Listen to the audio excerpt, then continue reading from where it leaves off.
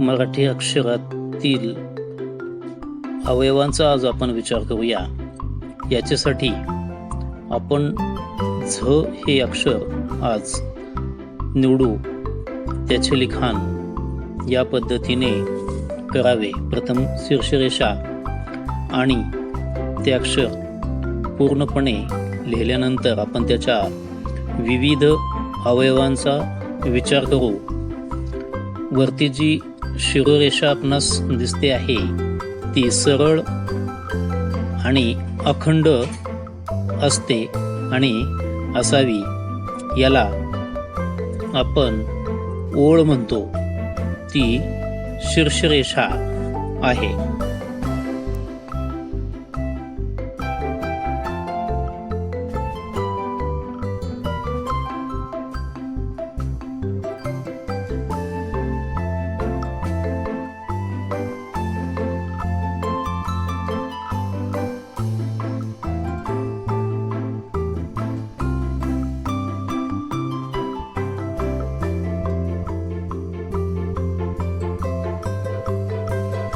त्यानंतर शीर्षरेषेपासून सुरू झालेली ही जी उभी रेषा आहे, या उभ्या रेषेला उभा दंड म्हटलं जातं। ती केव्हाही पूर्णपणे शीर्षरेषेला चिटकूनच तिथूनच त्याची सुरुवात होणं अपेक्षित आहे आणि ती सरळ असावी, म्हणजे वरच्या शिरोरेषेला समांतर अशी उभी काटकोनात काढणं गरजेचं आहे। हा जो मध्ये दिसतो आहे झ अक्षरातील आणि उभ्या दंडाला जोडलेला हा वर्तुळ खंड आहे, हा आडवा वर्तुळ खंड आहे।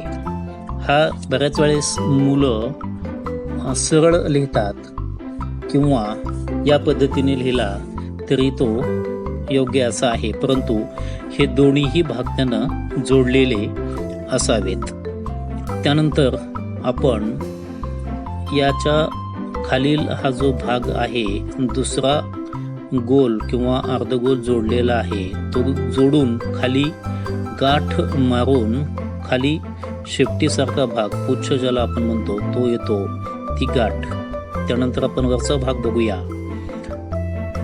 हा शीर्षरेषेपासून सुरू झालेला असतो आणि बऱ्याच वेळेला लिखाणात कंटाळा करताना हा देठाचा भाग किंवा ज्याला शीर्षदंड म्हटलं जातं तो लिहिला जात नाही आणि त्यामुळे आपले अक्षर हे वळणदार असे वाटत नाही किंवा मूळ अक्षरासारखे वाटत नाही। हा शीर्षदंड हाही या अक्षरातील महत्त्वाचा असा भाग आहे, जो ड अक्षरामध्ये पण आपणाला दिसून येतो।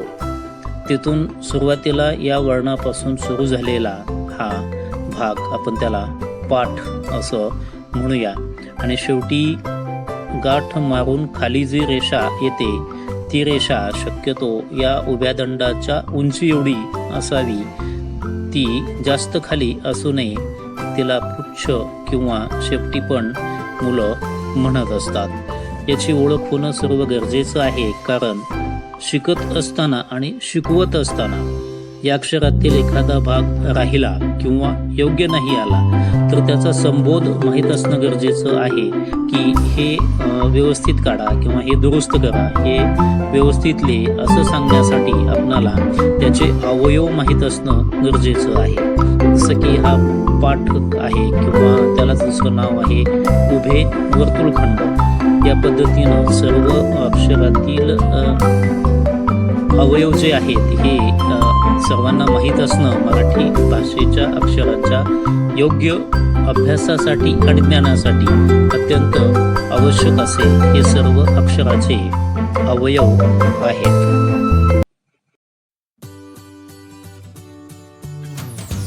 मराठी लिखाणासंबंधी आणि सूक्ष्म अभ्यासासाठी आणि आपले अक्षर सुंदर होण्यासाठी असेच वेगवेगळे व्हिडिओ आपण पाहणार आहोत।